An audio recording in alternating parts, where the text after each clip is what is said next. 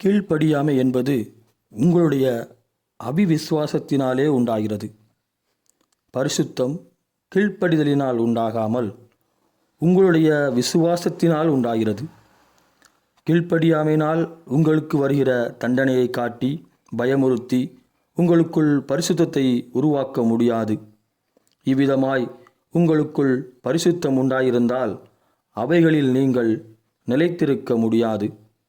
உங்களுக்கு விரோதமாய் தவறு செய்பவர்களை நீங்கள் தண்டிக்கவும் தண்டிக்கப்படவும் விரும்புகிறபடியால் நீங்கள் கீழ்ப்படிதலினால் வருகிற பரிசுத்தத்தை விரும்புகிறீர்கள்.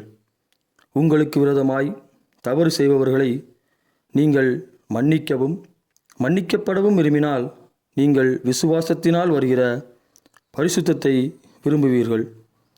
கர்த்தராகிய இயேசு கிறிஸ்து தமக்கு விரோதமாய் தவறு செய்தவர்களை தண்டிக்கவும் தண்டிக்கப்படவும் விரும்பினாரா? இல்லை, மன்னிக்கவும் மன்னிக்கப்படவும் விரும்பினாரா?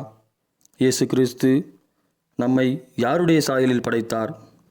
இயேசு கிறிஸ்து நம்மை அவருடைய சாயலில் படைத்தார். நாம் இயேசு கிறிஸ்துவின் சாயலுக்கு திரும்புவதும் நாம் படைக்கப்பட்ட சாயலுக்கு திரும்புவதும் இரண்டும் ஒன்றுதான். பயத்தினால் வருகிற கீழ்ப்படிதல் உங்களை திரைச்சிலைக்கு முன் தடுத்து வைக்கும். ஆனால் கர்த்தராகிய இயேசு கிறிஸ்துவினால் சிலுவையிலே நமக்கு உண்டான நம்பிக்கையினாலே வருகிற விசுவாசம் உங்களை திரைச்சிலையை கிழித்து அவருடைய மார்பில் சாய்ந்து கொள்ளும்படி செய்யும்.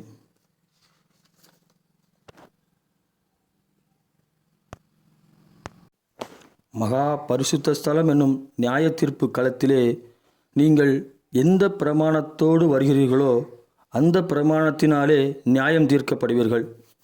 நீங்கள் கடைசி நாட்களில் எழுப்பப்படுவீர்கள் என்பதை நம்புகிறீர்கள் அல்லவா? அப்படியானால் நீங்கள் கீழ்ப்படுதலின் பிரமாணத்தினால் புதைக்கப்பட விரும்புகிறீர்களா? அல்லது உங்களுடைய பிறப்பு முதல் இறப்பு வரையுள்ள உங்களுடைய எல்லா பாவங்களுக்கும் எல்லா மீறுதல்களுக்கும் எல்லா அக்கிரமங்களுக்கும் கர்த்தராகிய இயேசு கிறிஸ்துவானவர் உங்களுக்கு சிலுவை மரத்திலே தன்னை விலைக்கிரயமாய் கொடுத்து மன்னிப்பை வாங்கிவிட்டார் என்பதை நம்பும் விசுவாச பிரமாணத்தோடு புதைக்கப்பட விரும்புகிறீர்களா? நீங்கள் எந்த பிரமாணத்தோடு புதைக்கப்படுகிறீர்களோ அந்த பிரமாணத்தோடே நியாயத்தீர்ப்பின் நாளில் நுழைவீர்கள். நாம் இனி செய்யப்போகிற பாவங்களும் நமக்கு மன்னிக்கப்படும் என்றால் தைரியமாய் பாவம் செய்யலாமே என்று சொல்லி கிறிஸ்துவின் சிலுவையின் பிரமாணத்தை அவமாக்க முயற்சிக்கிறவர்களே, உங்கள் கேள்விக்கான பதிலை பவுலே சொல்லுகிறான், கேளுங்கள். ரோமர் 5:20. மேலும் மீறுதல் பெருகும்படிக்கு நியாயப்பிரமாணம் வந்தது. அப்படி இருந்தும் பாவம் பெருகின இடத்தில் கிருபை அதிகமாய் பெருகிற்று. ஆகையால் என்ன சொல்லுவோம்? கிருபை பெருகும்படிக்கு பாவத்திலே நிலை நிற்கலாம் என்று சொல்லுவோமோ?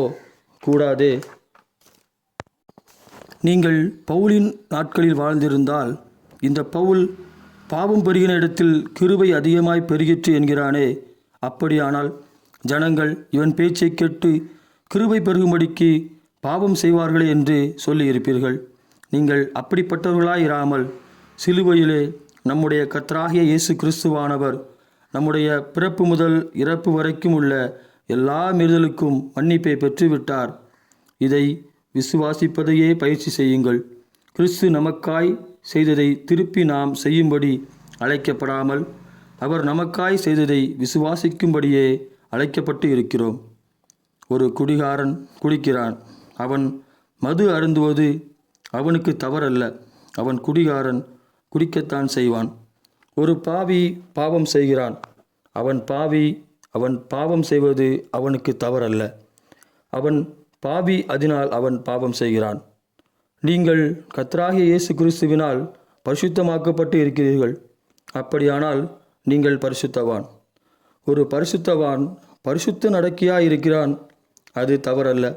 ஒரு பரிசுத்தவான் பாவ நடக்கையாய் இருக்கிறான், இது தவறு. ஏனெனில் ஒரு பரிசுத்தவான் பரிசுத்த நடக்கையாய் இருப்பதே சரியானதாய் இருக்கும். கர்த்தராகிய இயேசுவானவர் தம்முடைய இரத்தத்தினாலே உனக்கு மன்னிப்பை பெற்றுக் கொடுத்திருக்க, நீ பாவி என்று உணர்ந்தால் நீ பாவத்தின் கிரியை செய்வதை உன்னால் தடுக்க முடியாது. நீங்கள் குற்ற மனசாட்சியுடையவராய் கர்த்தருடைய சமூகத்திற்கு பயந்து விலகியோடி வெட்கத்தினால் அத்திலைகளை தைத்து கொண்டு மரங்களுக்கு பின்னால் ஒளிந்து கொள்ளும்படி இயேசுவானவர் தம்முடைய இரத்தத்தை உங்களுக்கு சிந்தவில்லை.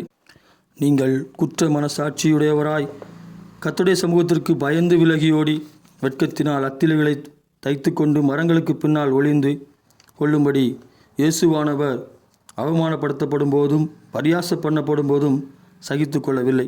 தான் நிர்வாண கோலமாக்கப்படும் போதும் வெட்கப்படவில்லை.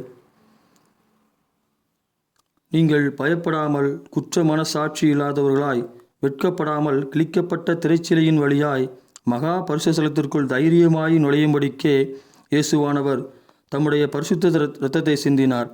இயேசுவானவர் அவமானப்படுத்தப்படும் போதும் பரியாசம் பண்ணப்படும் போதும் சகித்து கொண்டார்.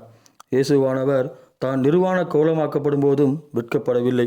இந்த தைரியம் உங்களுக்கு எப்படி உண்டாகும் என்றால், கர்த்தராகிய இயேசுவானவர் என்னுடைய பிறப்பு முதல் இறப்பு வரையுள்ள, அதாவது இனி நான் ஏதாவது பாவம் செய்தாலும் எல்லா பாவங்களுக்குமான என்னுடைய மீறுதலின் தண்டனையை எனக்கு பதில் இயேசுவானவர் ஏற்றுக்கொண்டு எனக்கு மன்னிப்பை பெற்று தந்துவிட்டார் என்பதை உறுதி கொள்ளும் பொழுதுதான் உண்டாகும். இந்த விசுவாச பிரமாணத்தினாலே தான் இயல்பாகவே உங்களுக்கு கீழ்ப்படிதல் உண்டாகி யதார்த்தமாகவே பரிசுத்தமாயிருப்பீர்கள். கீழ்ப்படிதலின் பிரமாணத்தினாலே உங்களால் பரிசுத்தத்தில் நிலைத்திருக்க முடியாது.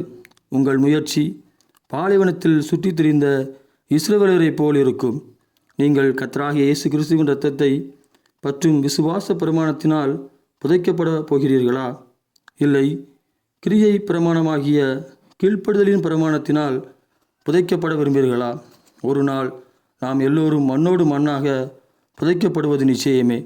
நாம் எந்த பிரமாணத்தினால் புதைத்து கொண்டோமோ அதே பிரமாணத்தினால் நியாயந்திருக்கும்படி நியாயத்தீர்ப்பு நாளிலே எழுப்பப்படுவோம்.